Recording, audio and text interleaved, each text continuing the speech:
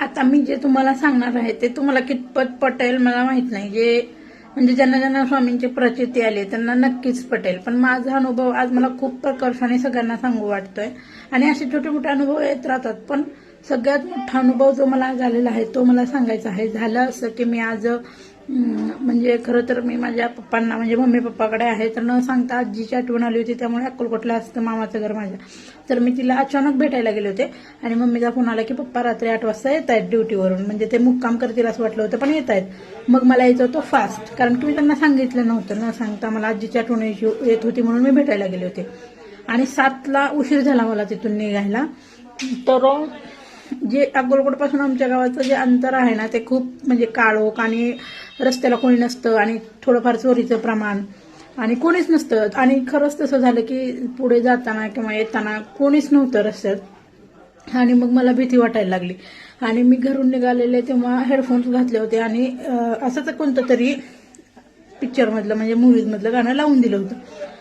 पण जेव्हा मी अक्कलकोटमधून बाहेर आले गावी यायला तेव्हा भीती वाटायला लागली, कारण एवढं संध्याकाळात आणि थोडीशी कॅश होती माझ्यासोबत.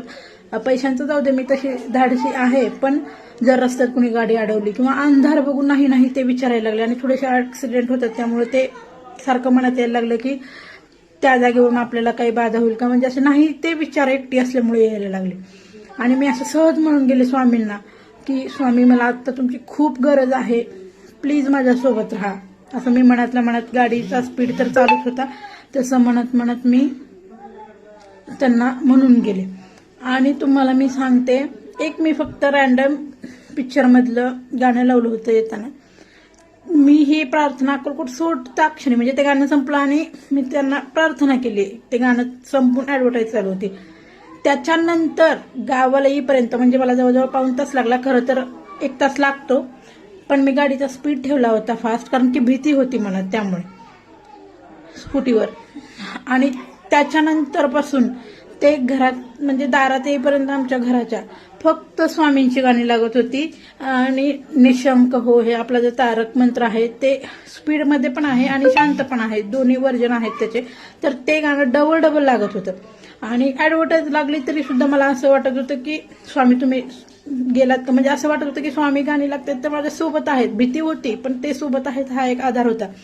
आणि जेव्हा ते ऍडव्हर्टाईज लागत होती तेव्हा सुद्धा अशी भीती वाटत होती की स्वामी नाही आहेत का सोबत, स्वामी नाही आहेत का सोबत.